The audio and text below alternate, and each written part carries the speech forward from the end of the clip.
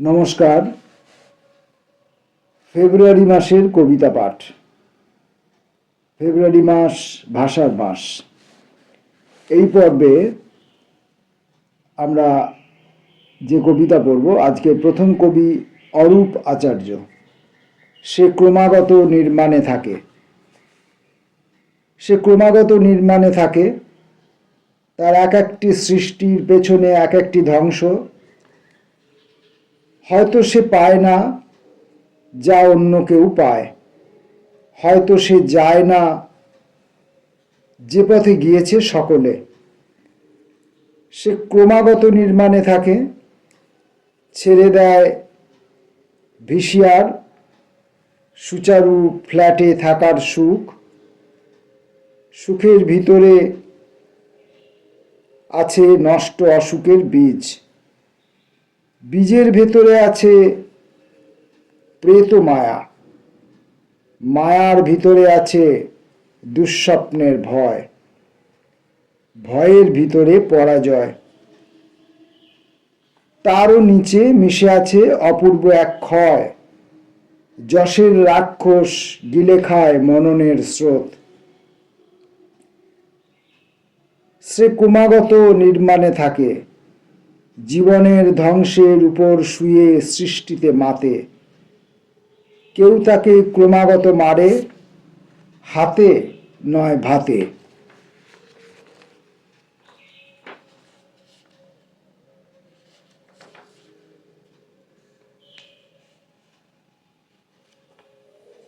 পরের কবির নাম ঋত্বিক ঠাকুর। ঋত্বিক ঠাকুরের কবিতা মোহনা। চমকে উঠেছি, আমার সামনে মোহনা। বললাম, কি ব্যাপার এইভাবে চুপ করে আছে? চুপ নিয়ে আছে মোহনার ভিজে ঠোঁট। ভাবলাম মোহনাকে ফের বলি, নদী হও ভাসি। ভাষায় ভাটির টুপ কথা লেখা সারা রাত। বলিনি, বলার আগে মোহনা কখন রেখে দিয়ে গেছে খোয়াই গাঁয়ের ডুবে যাওয়া সেই ঘুমে আঁকা ঝুম নয়াঞ্জলির চিঠি। ঋত্বিক ঠাকুরের কবিতা পড়লাম। এবার পড়ব কুমারেশ চক্রবর্তীর কবিতা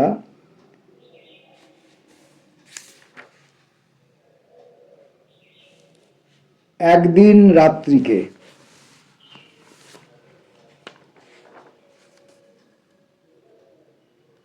কুমারেশ চক্রবর্তীর কবিতা একদিন রাত্রিকে।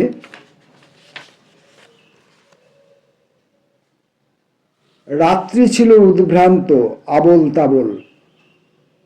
কোনো পরিত্যক্ত জলাশয়ে কচুরিপানার নিচে ভয়ে ভেঙে যাওয়া জ্যোৎস্নার নীরব স্বরলিপি। খুব দূরে নয়, খুব একটা কাছেও নয়, সে আমার জীবনের অনেকটা সময় নষ্ট করে গেছে। একদিন লঘুগুরু মান্য করিনি, ভর সন্ধ্যায় আকণ্ঠ নেশা করে ভিড়ের বনগা লোকালে দত্তপুকুরে নেমেছি এলাকার নিরীহ সুবোধ ভালো মানুষ। তারপর মুখ ঢেকেছি দুহাতে, দুহাত ঢেকেছি দস্তানায়, এবং বাতাসেরই পাদুকায় পা দুটো গলিয়ে তাকে তাড়া করে গেছি স্বর্গ মর্ত পাতাল।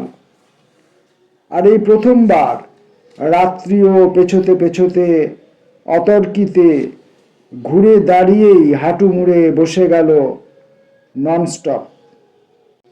আমিও তোমার মতনই বিভ্রান্ত ব্রতভ্রষ্ট এক উদ্দালক। শত্রুতা ঝেড়ে ফেলো, হাত বাড়াও, এসো মালা গাঁথি। দ্বিধাদ্বন্দ্বে ফুরিয়ে আসা ফুলের অসমাপ্ত পাপড়ি কুড়িয়ে কুড়িয়ে পরস্পরকে সে মালা পরিয়ে এসো, দূর করি বিপন্নতা ক্ষয়।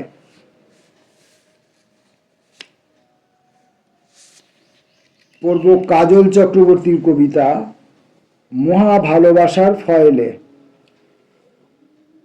হাতে আছে শৈশবের কিছু দিন, মাঘের হলুদ পাতাদের নিয়ে এখন ওইসব দিনের কাছে যাব। নদীর ওপারে যে কুল ঝাপসা হয়ে আছে, তার বুকে কৌণিক আলো ফেলে ফেলে দেখব পরাজয়ের হিসেবের খাতা।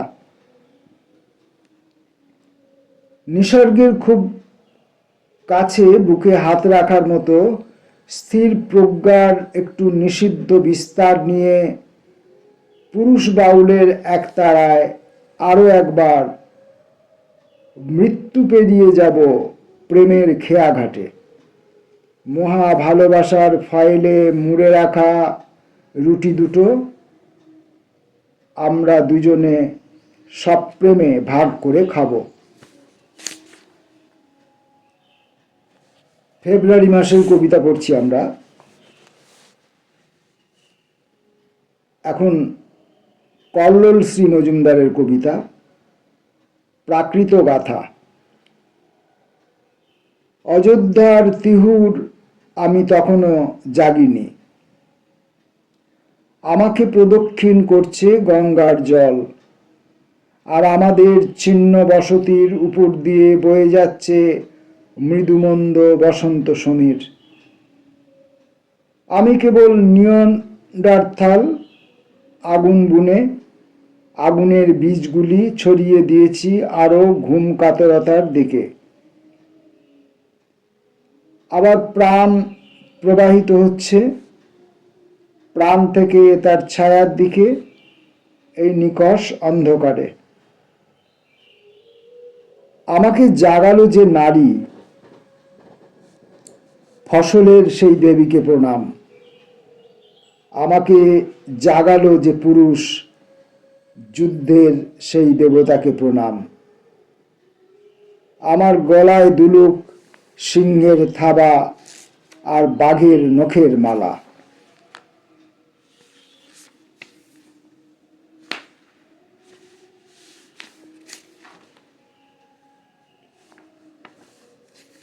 আমরা ফেব্রুয়ারি মাসের কবিতা পড়ছি।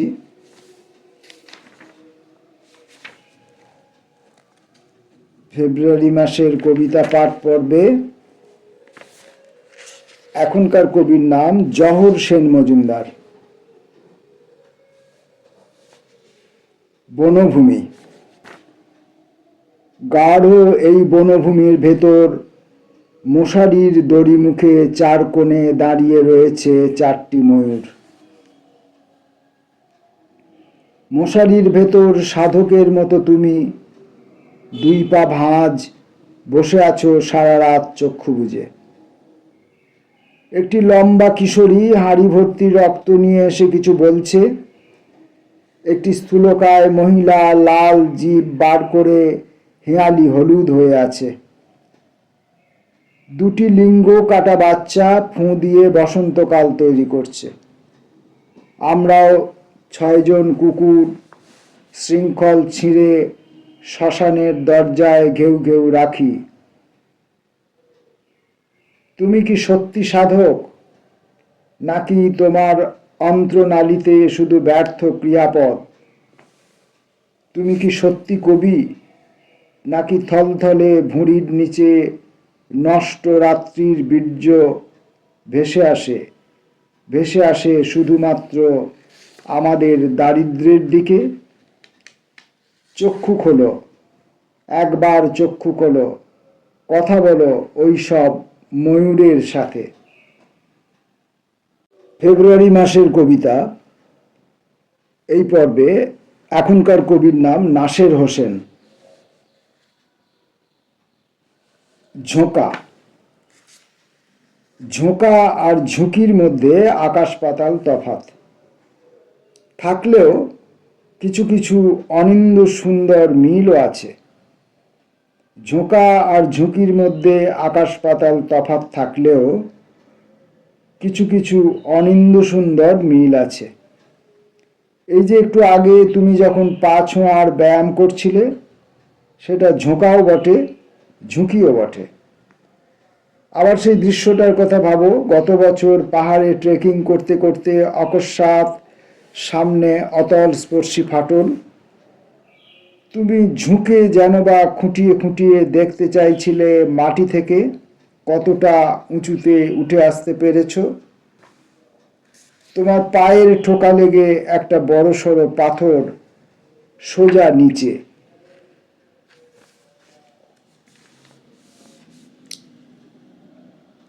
আজকের এই কবিতা পাঠ পর্বের আপাতত শেষ কবি নীলাঞ্জন মুখোপাধ্যায়। আলোর আড়ালে।